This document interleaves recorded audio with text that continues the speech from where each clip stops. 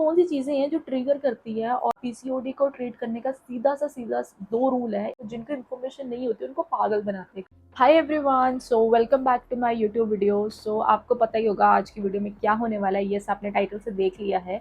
So it's how to cure PCOD without any medicine, right. So आज की video में मैं आपको अपना पर्सनल एक्सपीरियंस भी शेयर करूंगी कि मैंने किस तरीके से 4 साल पहले बिना किसी मेडिसिन से अपना पीसीओडी ठीक ठीक किया है, एंड अभी तक भी वो सही चल रहा है, touch wood. So I hope कि आप लोगों को भी ये वीडियो अच्छी लगे एंड आप लोग भी अपने फालतू के पैसे देने के बजाय नेचुरली इसको ट्रीट करो।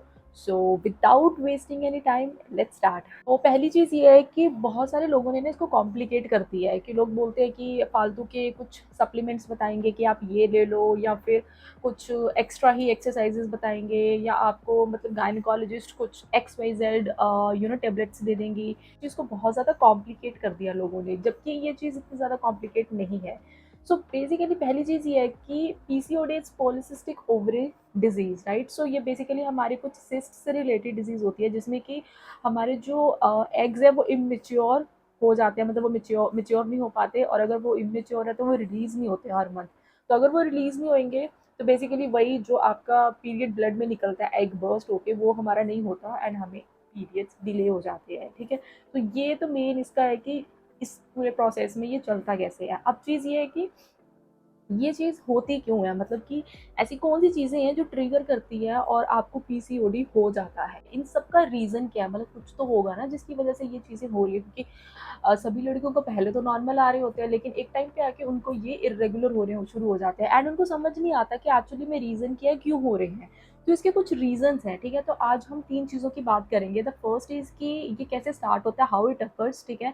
सेकंड इज़ कौन-कौन सी आपको प्रॉब्लम्स देखने को मिलती है पीरियड्स में, एंड थर्ड इज़ इसका ट्रीटमेंट क्या है विदाउट एनी मेडिसिन्स। और ये तीनों चीज़ें मैं आपको अपने पर्सनल एक्सपीरियंस से बताऊँगी कि मैंने भी ये चीज़ें अप्लाई करी थी, जिसकी वजह से बिना किसी फालतू की इधर-उधर की दवाई खाने के बजाय मेरा नॉर्मल ट्रैक में आ गया। So let's start. ओके, तो अब हम बात करते हैं कि ये स्टार्ट कैसे होता है, ठीक है। तो सबसे पहली चीज़ ये होती है कि हम बहुत ज़्यादा अनहेल्दी फूड खाते हैं, ठीक है। जंक फूड हो गया, प्रोसेस्ड फूड हो गया, कोल्ड ड्रिंक्स होगी, एक्सेस मतलब चीनी वाली चीज़ें होगी। तो जब हमारा खाना जो होता है वो हेल्दी नहीं होता, वो एक रीज़न होता है जिसकी वजह से आपको पीसीओडी होने के बहुत चांसेस होते हैं। सेकेंड इज़ आप बहुत ज़्यादा स्ट्रेस ले रहे हो चीज़ों को, उसकी वजह से भी हो जाता है। थर्ड इज़ अगर आप आपका वेट गेन बहुत ज़्यादा हो रहा है, मतलब कि जैसे पहले आपका नॉर्मल वेट था, लेकिन यही बाहर की चीज़ें खा के जो भी है करके आपका वेट इंक्रीज़ हो गया, तो जितना नॉर्मल वेट होना चाहिए उससे ज़्यादा वेट हो रहा है।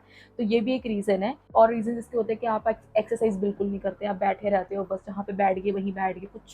कुछ अगर सिटिंग काम भी है आपका या कुछ भी है, लेकिन आपने अपनी बॉडी की बिल्कुल ज़ीरो मूवमेंट रखी हुई है, तो बैठे हो एक ही जगह पे, लैक ऑफ एक्सरसाइज़, ठीक है। आपका स्लीपिंग जो शेड्यूल है वो बहुत ज़्यादा डिस्टर्बिंग है, कि प्रॉपर नींद नहीं ले रहे, कभी 5 घंटे 4 घंटे ये।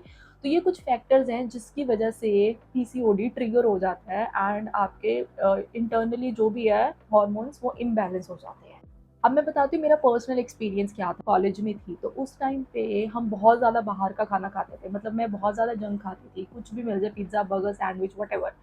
तो उस टाइम तो ये चीज़ वही है, धीरे-धीरे पता लगती है। उस टाइम तो मुझे कोई प्रॉब्लम नहीं आई, मेरा वेट गेन भी नहीं हुआ, सब कुछ इट वाज़ नॉर्मल। लेकिन जैसे कॉलेज खत्म हुआ, लाइक इन 2018, उसके बाद व्हेन आई स्टार्टेड वर्किंग, मतलब जब मैंने जॉब करनी स्टार्ट करी, उसके 1 साल बाद मेरे को इर्रेगुलर आने शुरू हो गए, एंड यू वोंट बिलीव कि मेरे को 6-6 7-7 महीने डिले होते थे। एंड आई नो ये बहुत ज़्यादा नॉर्मल हो चुका है लड़कियों में अब, कि उनको 4-4 5-5 महीने आते ही नहीं है, एंड आई नो बहुत ज़्यादा उस चीज़ का भी स्ट्रेस हो जाता है। तो बेसिकली एक लूप है, आप इस चीज़ का स्ट्रेस लेते हो कि नहीं आ रहे तो भी नहीं आते, तो वो चीज़ है। तो इसलिए बेसिकली हमने स्ट्रेस नहीं लेना। अब कैसे ना ले बंदा स्ट्रेस जब ऑलरेडी लेट आ रहे हैं आपको, तो ये चीज़ है। तो मेरे को 5-5 6-6 महीने आते ही नहीं थे। आई वाज़ सो डिस्टर्ब्ड कि मैं बहुत ज़्यादा टेंस्ड हो चुकी थी, कि मुझे समझ नहीं आ रहा क्यों नहीं आ रहे, क्या दिक्कत है, कुछ नहीं पता था। मुझे नहीं पता था वेट भी मेरा बढ़ चुका था बहुत ज़्यादा, एंड 70 अराउंड, और मेरे को नहीं समझ आता था कि यार क्या रीज़न है, क्या है, ये है, वो है। So I was very depressed. Okay, तो अब बात करते हैं कि हमें कौन-कौन सी प्रॉब्लम्स आती है। अब आपको पीसीओडी स्टार्ट हो गए तो पहली जो हमें हमें हमारी बॉडी में जो हमें चीज़ें दिखनी शुरू हो जाती हैं, पहले ये कि बहुत ज़्यादा पिंपल्स आएँगे, ठीक है? हमें एक्सेस बॉडी हेयर हो जाता है, कंसीव करने में प्रॉब्लम हो जाती है, स्ट्रेस बहुत ज़्यादा होता है, हेयर फॉल बहुत ज़्यादा होता है, ठीक है। और वही है कि वेट गेन की वजह से मतलब एक लैक ऑफ सेल्फ कॉन्फिडेंस हो जाता है। तो हमें बहुत ज़्यादा ऐसी चीज़ों का ना मतलब वो होता है कि समझ नहीं आता कि कैसे करें, और बहुत ज़्यादा डिप्रेसिंग माहौल सा भी बन जाता है कि यार आ ही नहीं रहे, और उस चीज़ का कॉन्टिन्यू स्ट्रेस रहता है दिमाग में, ठीक है। तो ये काफ़ी सारी ऐसी चीज़ें हैं कि जिसकी वजह से ना अगर हम इसको ट्रीट ना करें टाइमली तो हमें लॉन्ग टर्म बहुत ज़्यादा दिक्कत हो जाती है। ओके, तो अब मैं बात करती हूँ कि मेरा पर्सनल एक्सपीरियंस क्या था और मैंने कैसे इसको ट्रीट किया, ठीक है। तो जब मेरे को भी एक स्टेज पे आके ऐसे इश्यूज होने लग गए, लाइक ये सब चीज़ें हो रही है, ठीक है, एंड बहुत ज़्यादा डिले हो रहे हैं, 5-5 6-6 महीने, तो मैंने ऑब्वियसली सब लोगों की तरह मैंने भी वही चीज़ की। मैंने घर पे बताया, पहले तो मैंने बताया ही नहीं था कितने टाइम तक, मैंने मम्मी को बताया एंड बहुत फिर हिम्मत करके बता दिया, क्योंकि एक खुद को भी थोड़ा सा ना होता है सेल्फ कॉन्शियसनेस से कि भाई कैसे बताएं, है ना, क्या बोलेंगे वो इतना ओपनली नहीं बता सकते, थोड़ा सा लगता है कि भाई 100 चीज़ें बोलेंगे फिर वो। बट मैंने बोला एंड फिर मेरी मम्मा मेरे को गायनेकोलॉजिस्ट के पास लेके गई।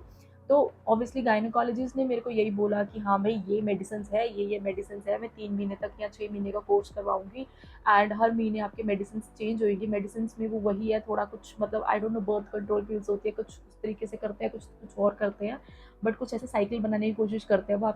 वो आपका पीरियड साइकिल बनाते हैं और वैसे वैसे आपको मेडिसिन चेंज कर करके देंगे ताकि आपके पीरियड्स टाइमली आ जाएं, ठीक है। तो उसने मेरे को मेडिसिन दी, उसके साथ में बोला कि आपको अपनी एक्सरसाइज और डाइट एकदम प्रॉपर रखनी है, ठीक है। तो ये सबसे मेन चीज़ है जहाँ से स्टार्ट होता है कि ट्रीटमेंट कैसे हुआ, ठीक है। मेडिसिन मैंने उसकी 2 हफ्ते खाई, लेकिन मैंने एक्सरसाइज और डाइट कॉन्टिन्यूसली उसको मैंने अपने लाइफ में रखा, ठीक है। धीरे धीरे रियलाइज़ किया कि मैं कार्डियो ज़्यादा करती थी, मेरा वेट कम हुआ, मेरा पीरियड्स ठीक हो गए, और मैंने ना उसकी दवाई खाना बंद ही कर दी। मतलब मैंने 2 हफ्ते खाई थी, ट्रस्ट में, मैंने उसकी दवाई सिर्फ 2 हफ्ते खाई है, उसके बाद मैंने खाई ही नहीं है। मैंने सिर्फ और सिर्फ अपनी क्लीन डाइट रखी है, मैंने कुछ भी बाहर का अंट शंट कुछ नहीं खाया मैंने। और मैंने एक्सरसाइज प्रॉपर रखी जिसमें मैंने कार्डियो ज़्यादा रखा, क्योंकि मुझे अपना वेट कम करना था। क्योंकि बेसिकली क्या है, पीरियड्स का पीसीओडी को ट्रीट करने का सीधा 2 रूल है, एक तो अपना वेट कम कर दो और दूसरा अपनी क्लीन डाइट एकदम अप कर दो। ये 2 चीज़ें अगर आप अपने दिमाग में बिठा लोगे ना, आपको कोई दवाई खाने की कोई ज़रूरत नहीं है, कोई फालतू का इधर उधर का कुछ भी सप्लीमेंट लेने की ज़रूरत नहीं है, कुछ करने की ज़रूरत नहीं है। सिर्फ और सिर्फ ये 2 चीज़ें करोगे और आपका एकदम प्रॉपर ट्रैक में आ जाएगा। ट्रस्ट में, खुद ही ट्रैक में आ जाएगा, टेंशन वेंशन सब गई तेल लेने। तो मैंने ये 2 चीज़ों पे काम करना शुरू किया। मेरे जो पीरियड 6 6 मंथ तक डिले हो रहे थे वो ऑटोमेटिकली मेरे को टाइमली आने लग गए। और जब मैंने उसकी दवाई छोड़ी तो एकदम से तो नहीं, मेरे को जैसे पीरियड्स आने स्टार्ट हुए, मैंने एक्सरसाइज करी और डाइट भी क्लीन रखी, तो मैंने उस टाइम पे एक आयुर्वेदिक टॉनिक आती थी, हेम पुष्पा, मैं उसका लिंक दे दूंगी नीचे डिस्क्रिप्शन में, आप देख लेना। वो टॉनिक आयुर्वेदिक है, तो बेसिकली उसके कुछ साइड इफेक्ट्स नहीं होते। तो मैंने उसको 1-2 महीने, मैंने उसको नहीं 1-2 महीने नहीं, कुछ मंथ्स मैंने उसको लिया था। वो मैं टॉनिक लेती थी, और उससे ना, उस टॉनिक से बस ये फ़ायदा हुआ कि एक तो मेरी एक्सरसाइज प्रॉपर हो रही है, मेरा वेट कम हो रहा है, मैं डाइट क्लीन रख रही हूँ, सिर्फ और सिर्फ घर का खाना, क्लीन खाना खा रही हूँ। चौथा, उस टॉनिक से मेरे जो क्रैम्प्स व्रैम्प्स ये जो सब इश्यूज होते थे वो रिजॉल्व हो गए। एंड इन सब ने इकट्ठे काम करके ना पीरियड्स की जो भी मतलब मेरे को पीरियड्स की प्रॉब्लम थी वो ख़त्म कर दी और मेरे को आने शुरू हो गए। फिर मैंने कुछ मंथ्स बाद, मेरे को लगता है शायद मैंने 4-5 मंथ्स वो टॉनिक ली होगी जब मैं ये चीज़ फॉलो कर रही थी, लाइक एक्सरसाइज एंड डाइट। और उसके बाद मैंने वो टॉनिक भी छोड़ दी और एक्सरसाइज और डाइट तो मैंने अभी तक रखी हुई है।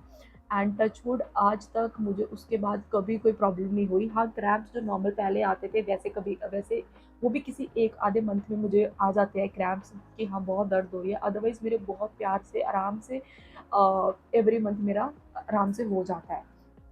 तो this is the main thing जो मैं आपको बताना चाहती थी कि अगर आप अपना ट्रीटमेंट करना चाहते हो बिना किसी दवाई से, तो 2 चीज़ें हैं जिसको आपने बहुत ज़्यादा ध्यान में रखना है।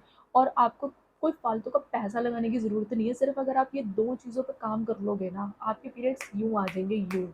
और आपको किसी की हेल्प लेने की भी कोई ज़रूरत नहीं है, ना आपको फालतू का पैसा इधर उधर उजाड़ने की ज़रूरत है। सो ये मेरा पर्सनल एक्सपीरियंस था एंड मैंने बहुत लोगों को देखा है जो इधर उधर भटकते हैं, कभी ये कर लिया वो कर लिया फालतू का, डाइटिशियन से लंबा चौड़ा मतलब प्लान बनवाएंगे, ठीक है, उसको पैसे देंगे, इसको देंगे। भाई क्यों देने हैं इतने पैसे? उनको जिनको इन्फॉर्मेशन नहीं होती उनको पागल बनाते हैं, क्योंकि उनको तो पैसा कमाना है। अगर वो बता देंगे कि भाई सिर्फ यही चीज़ें हैं जिससे हो जाएगा, तो फिर वो पैसा कैसे कमाएंगे? लेकिन दिस इज योर रिस्पॉन्सिबिलिटी कि आपको देखना है कि अपने लिए आपके लिए कौन सी चीज़ फ़ायदेमंद। यही मेरे को था कि जैसे मैंने बहुत ईज़िली ओवरकम किया इस चीज़ को विदाउट एनी फालतू की हसल्स। सो आई वांट कि मैं आप लोगों को भी बताऊं, लेकिन हाँ इसमें आपको एक वो होता है ना कि डिटर्मिनेशन बहुत ज़्यादा चाहिए, क्योंकि मुझ में बहुत था कि भाई आई वाज सो डिप्रेस, मेरे को बिल्कुल नहीं पसंद था कि नहीं आ रहे ये वो। अब कुछ लोग बहुत ज़्यादा, कुछ लड़कियां बहुत कैजुअली लेती है इसको कि चलो ठीक है नहीं आए, 1 महीना स्किप 2 महीने skip, but you need to think कि आपको लॉन्ग टर्म इस चीज़ का बहुत ज़्यादा नुकसान होगा। ठीक है, सो इट्स लाइक कंसीव होने में प्रॉब्लम्स आएंगी एंड अगेन उस सिचुएशन में जाके एम्बेरस होना और लोगों के सामने भी, एंड यू नो काफ़ी सारी चीज़ों को लेके। सो इट्स बेटर कि आप अपने आप को पहले ही अपने आप को नॉलेजेबल रखो एंड अपनी चीज़ को फिक्स करो टाइम रहते ही। या प्लस मैं एक एप्लीकेशन यूज़ करती थी पहले अपने फ़ोन में, फ्लो नाम की, जो that's a very good application. सिर्फ वही नहीं, कोई भी एप्लीकेशन आपको ऐसे मिलती है तो आप उसको हमेशा अपने फ़ोन में रखो, ताकि आपको अपना साइकिल का पता रहता रहे कि आप कितना स्किप कर रहे हो कितना नहीं।